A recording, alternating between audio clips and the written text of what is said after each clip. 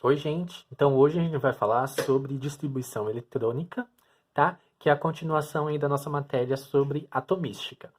Então, essa parte agora a gente está estudando a eletrosfera do átomo. Então, a gente sabe que um átomo ele é composto por prótons e nêutrons ali dentro do núcleo dele. E em volta do núcleo, né, existem a órbita dos elétrons. Então, os elétrons se alojam aqui. Porém, os elétrons possuem algumas regras para orbitarem o núcleo do átomo, né? Existem algumas regras de energia, né, quantidade de elétrons e distância do núcleo que precisam ser obedecidas. E é isso que a gente vai ver agora. Então, o estudo sobre distribuição eletrônica, ele parte, uma das ferramentas mais importantes, né, para estudar isso, é o diagrama de Linus-Pauling, né, que é este diagrama todinho aqui que eu desenhei para vocês, certo? Então veja o seguinte, como que a gente deve analisar o diagrama de Linus-Pauling? Bom, a primeira separação no diagrama de Linus-Pauling, que é notável, são as camadas. As camadas são, né? Então, por exemplo, eu desenhei esse átomo aqui. Então, a gente tem a primeira camada, a segunda camada e a terceira camada, e assim sucessivamente, tá bom? Como se fosse uma cebola, né? Então, nós temos o núcleo da cebola e vai aumentando as camadas. A gente chama essas camadas pelas letras do alfabeto, iniciando pela letra K. Então, a mais interna é a K, L, M e assim sucessivamente. Então, aqui no nosso diagrama de Linus-Pauling também é a mesma coisa. Então, a gente começa com a camada K, depois a camada L, M, N, O, P, Q e poderia ter mais? Poderia, porém não existem átomos com elétrons suficientes, né? Então, a gente termina aqui, a gente para aqui na camada Q, certo? Então, começa na K e termina aqui. Então, são as camadas. Segunda coisa é o nível de energia. Então, como a gente já falou sobre isso durante as aulas, né? O nível de energia é o seguinte: cada camada possui mais energia, ou seja, quanto mais longe, né, do núcleo, menos energética é aquela camada. Quanto mais perto do núcleo, mais energética. Por quê? Por causa da força de atração que o núcleo tem para cada elétron.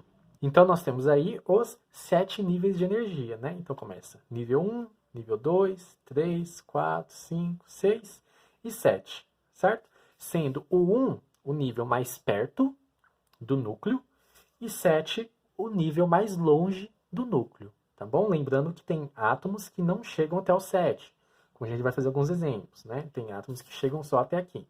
Porém, quanto maior o nível, mais longe do núcleo está aquele elétron, certo?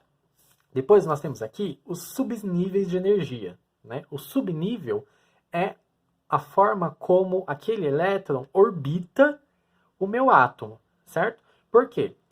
Nós temos, por exemplo, aqui o orbital S, subnível S. Então, é como se fosse um círculo, né? Depois nós temos o P. Eu vou colocar uma imagem para vocês verem como são os orbitais P, que é uma forma de um alter, né? Aí nós temos a posição X, Y e Z, né?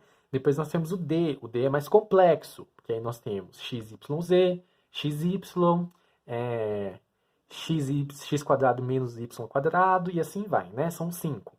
E depois nós temos o F, que é mais complexo ainda. O que são esses orbitais? É a probabilidade de você encontrar um elétron naquela região do espaço, né? Então essa probabilidade fica parecendo uma figura, certo?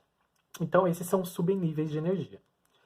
Ok, depois aqui em rosa nós temos o número máximo de elétrons que pode comportar naquele orbital, naquele subnível de energia.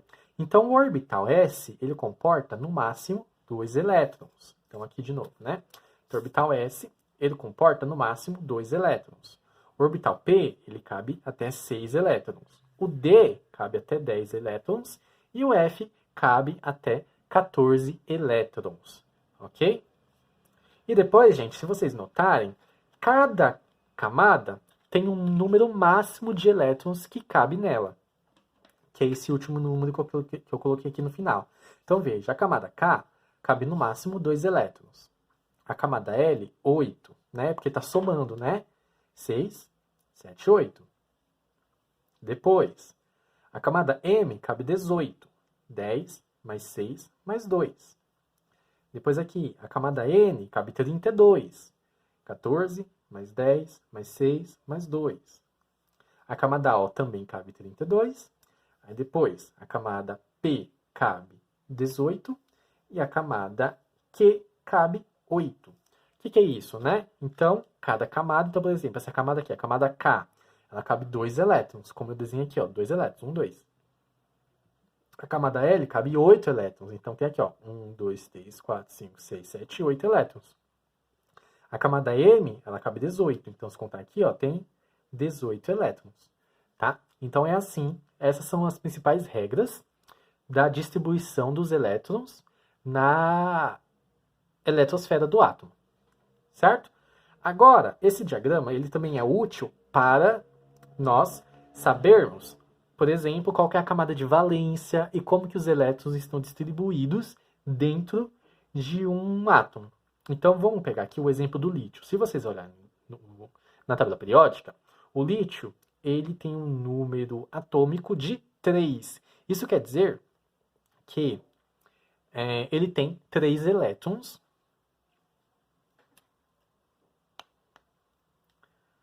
Isso quer dizer que ele tem 3 elétrons nas suas camadas, né? Então, a gente vai usar o diagrama de Linus-Pauling para fazer a distribuição do lítio. Então, veja, tá vendo que tem essas setas aqui? Você deve acompanhar sempre essas setas, começando de cima e indo para baixo. Então, a primeira seta aqui, um S.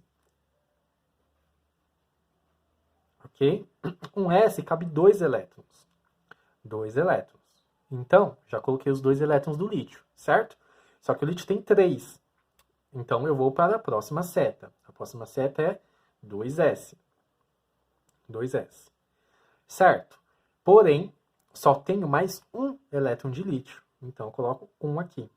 Entenderam? Então, veja bem. Né? Então, nós temos 2 elétrons aqui e mais um aqui, que somando dá 3 elétrons, que é exatamente o número de elétrons que o lítio tem. Ok? Então, se eu desenhasse o lítio, ele seria assim, né?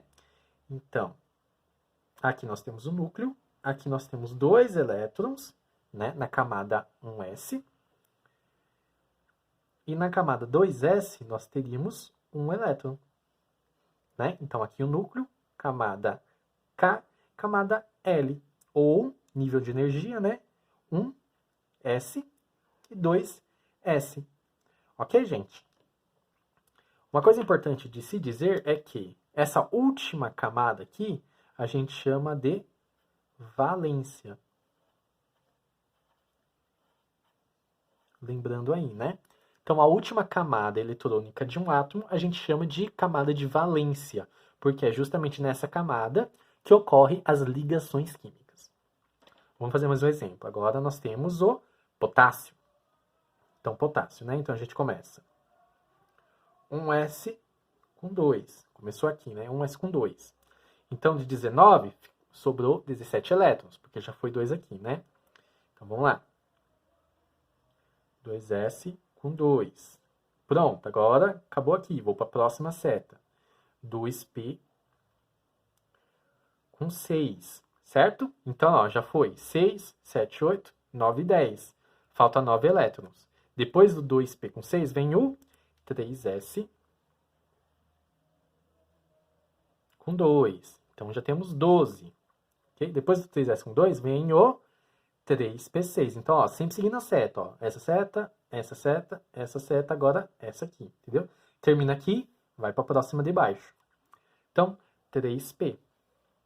Mas agora vamos fazer uma continha. Ó. Nós temos 12.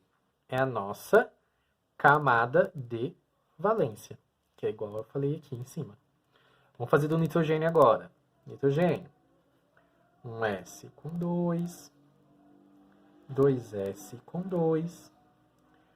2p com... Aqui já foi 4. Falta 3. Né? Então, pronto. Aí nós temos 7 elétrons.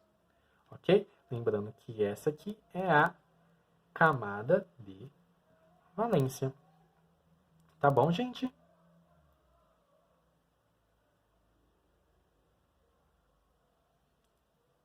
Então é assim que faz distribuição eletrônica, tá? Então qualquer dúvida que vocês tiverem, podem deixar aí nos comentários.